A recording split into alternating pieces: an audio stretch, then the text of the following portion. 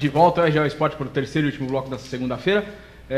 Tinha um recadinho aqui, professor Romeu? Sim. O professor Romeu também é hoje. Vai começar mais um quadro, Os Engraçadinhos. Agora vai ser ao vivo aqui dentro do próprio estúdio. Porque todo dia chega uma mensagem para a Jamile. Você tá linda, o seu cabelo, quer casar comigo, não sei o quê.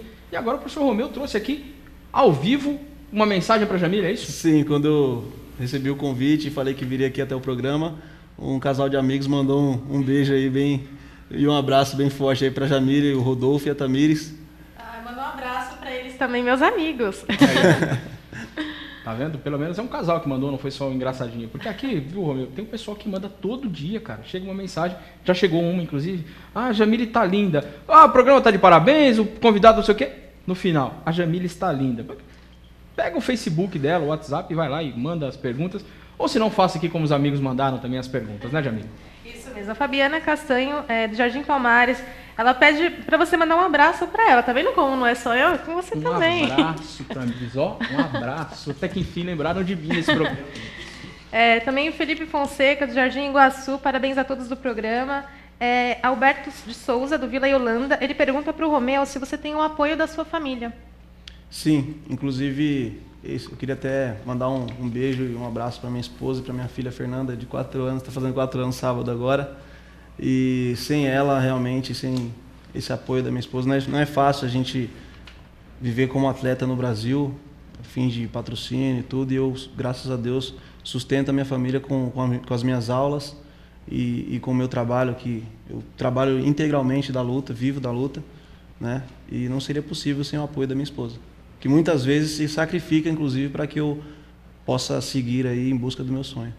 Há quanto tempo já está na prática da luta, Romeu? Eu comecei no boxe com 15 anos de idade, né? Aconteceu comigo o exemplo que o professor deu aqui do professor dele. Hoje eu tenho 29 anos, eu treinei boxe 4 anos e depois de 4 anos de prática de boxe, eu migrei para o jiu-jitsu como curioso, aí passei a gostar e me dediquei, larguei o boxe, fiquei com o jiu-jitsu. Não larguei assim, né? Larguei maneira de falar, eu deixei de praticar menos o boxe e passei a praticar mais o jiu-jitsu. Hoje eu pratico muito mais o jiu-jitsu do que as demais modalidades. Então hoje eu considero o jiu-jitsu a minha modalidade raiz e pratico, respondendo a sua pergunta, eu pratico arte marcial há mais ou menos aí 14, 15 anos. A pergunta também que foi feita aqui para também, repasso para o professor, né? O professor há 28 anos praticando o karatê, uma vida dedicada. No começo, ou teve alguma dificuldade em relação à família quanto a isso, professor? Ou o apoio foi restrito desde o começo? Não, eu sempre tive o apoio, né? Inclusive que eu comecei no Butantã, né? Os meus pais trabalhavam lá, me deixavam lá na academia e eu ia embora, né? Eu já estava com 10 anos e voltava de ônibus depois, né? Eu só não tinha muito apoio na parte de competição, né? Também porque naquela época os lutadores de karatê na época eram escolhidos a dedos, né? Então ia ter um campeonato brasileiro, o professor escolhia os faixas preta, marrom e verde, que já tinham mais experiência e levava. Não é que nem hoje que você convida todos os alunos e todos podem participar, né? Mas a minha família sempre me apoiou em todos os sentidos. Desde quando eu abri a minha primeira academia, ou quando eu comecei a dar aula, quando eu comecei a dar aula numa praça, inclusive aberta para mais de 50 pessoas, gratuito, né? Então até nos trabalhos voluntários eu sempre tive o apoio. Isso é muito importante, né? Nós falamos aqui de artes marciais, né? O professor Romeu falou da dificuldade que é ser atleta no Brasil. O professor Luciano, com essa rodagem que já tem também, com certeza não só enfrentou, como também enfrenta, sobretudo organizador também no campeonato que tem aqui, tem que correr atrás de patrocínio, porque é difícil, né, professor? O jiu-jitsu, durante um tempo, virou uma moda, mas hoje também já encontra mais dificuldade, né, Romeu? Aqui, em relação a campeonatos, né? Nós vemos aqui, falamos do Kentoryu-Kai, terceiro campeonato brasileiro de Kentoryu-Kai que o professor Luciano organiza. Os campeonatos de jiu-jitsu, existem essa dificuldade também em encontrar patrocínios, pessoas que banquem os campeonatos? Sim, nós temos as federações, né, estaduais e a Confederação Brasileira, que são eventos gigantescos, que têm uma estrutura muito boa. Mas acontecem também eventos privados, que a gente chama, né, que são eventos regionais, circuitos abertos, e os organizadores têm sim muita dificuldade em organizar esses eventos, em conseguir recursos para que o evento aconteça. Mas no geral, assim, os campeonatos de jiu-jitsu têm crescido muito e o próprio MMA expõe muito a nossa arte marcial, né? O jiu-jitsu. Como as demais, mas expõe muito a nossa arte marcial e a gente tem conseguido, sim, uma aceitação muito grande por parte tanto de praticantes, de curiosos e de espectadores. No próprio UFC, né, que é o organizador do maior evento de MMA do mundo, quando eles colocam um lutador que origina do jiu-jitsu, eles colocam, né, Brazilian Jiu-Jitsu, né, uma arte que foi expandida pelos brasileiros aqui, pela família Gracie. Ficou essa marca registrada, né? Sim, ficou e hoje, no mundo inteiro, o Brazilian Jiu-Jitsu é muito valorizado.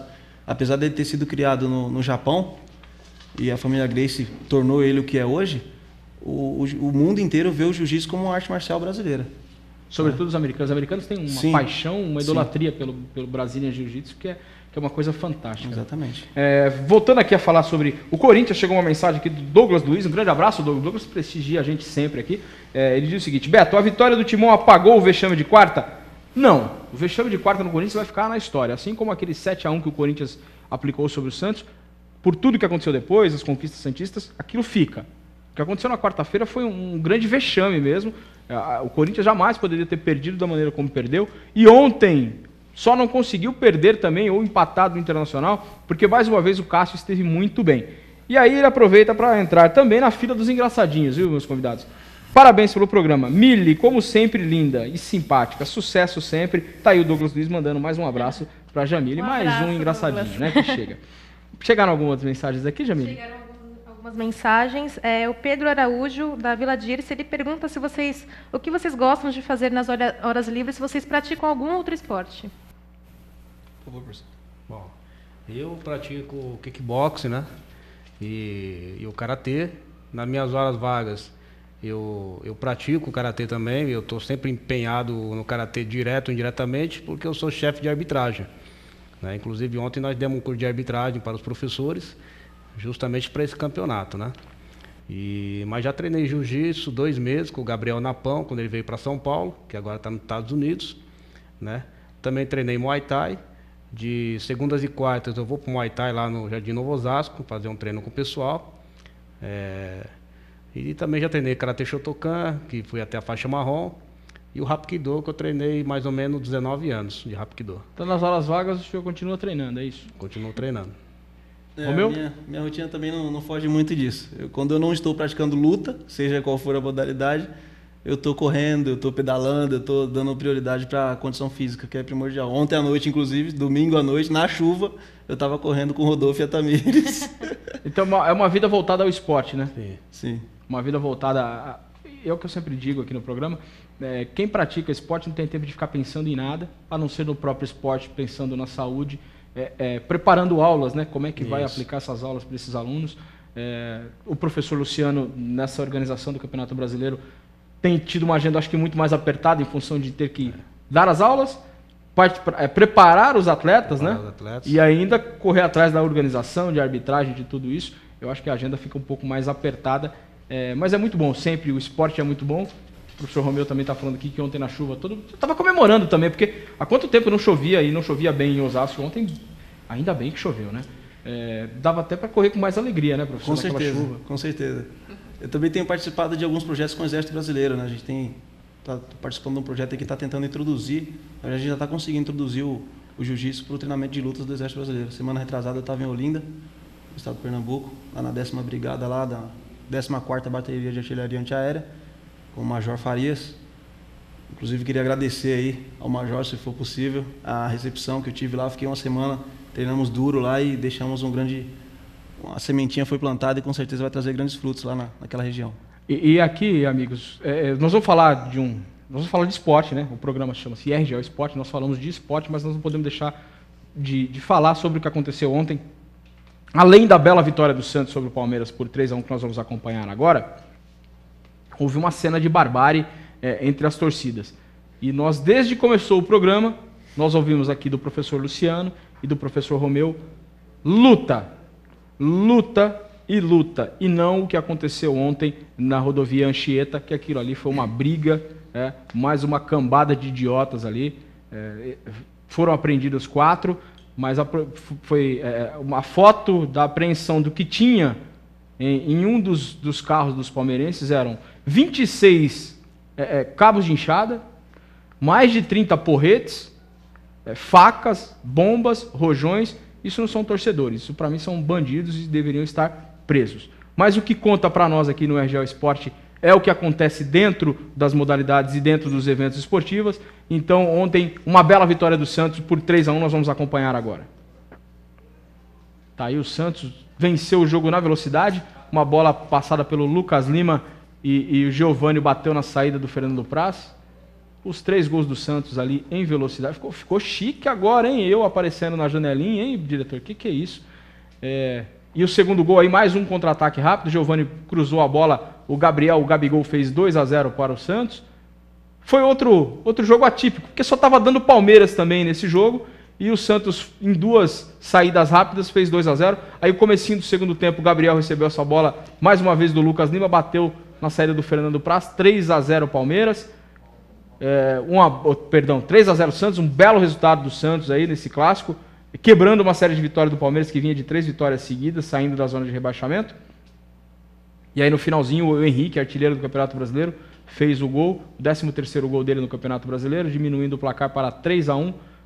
Uma bela vitória do Santos, mas infelizmente alguns torcedores não puderam comemorar porque se envolveram naquela fatídica briga na rodovia Anchieta.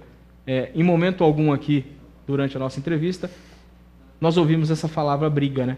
Quem luta não briga, né? Quem luta não briga. Infelizmente, para os torcedores de Palmeiras e Santos que aconteceram ontem, um torcedor santista acabou morrendo atropelado tentando fugir dessa briga. Foi atropelado, houveram 4 atropelamentos, um infelizmente chegou a óbito. Prenderam só 4, deveriam prender todo mundo. Estão envolvidos em brigas, por que não saíram para torcer? Encontraram dentro do micro-ônibus lá cabos de enxada, porretes, facas e fogos, não foram para torcer. Foram exatamente numa emboscada, um termo de guerra. Porque eu acho que nem em luta você arma uma emboscada, você arma uma estratégia para você lutar com o seu adversário. Isso. Ontem lá teve essa emboscada. Realmente quem luta não briga, né, professor?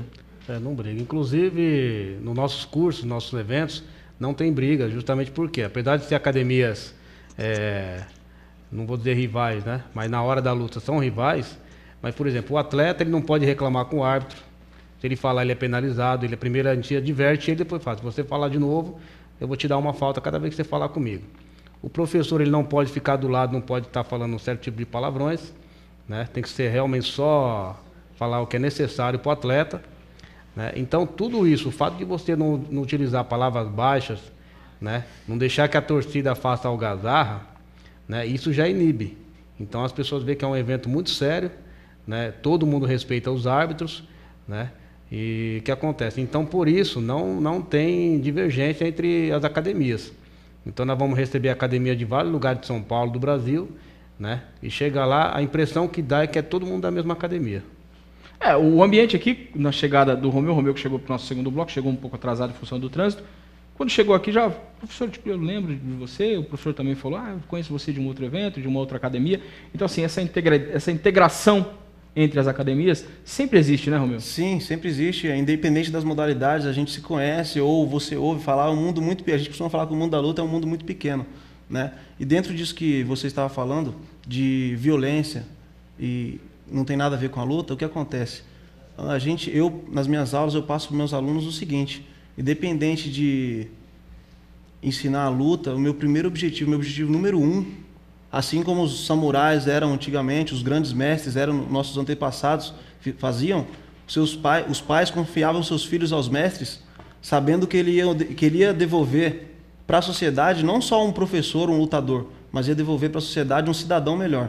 Então eu bato bastante nessa tecla e passo isso para os meus alunos.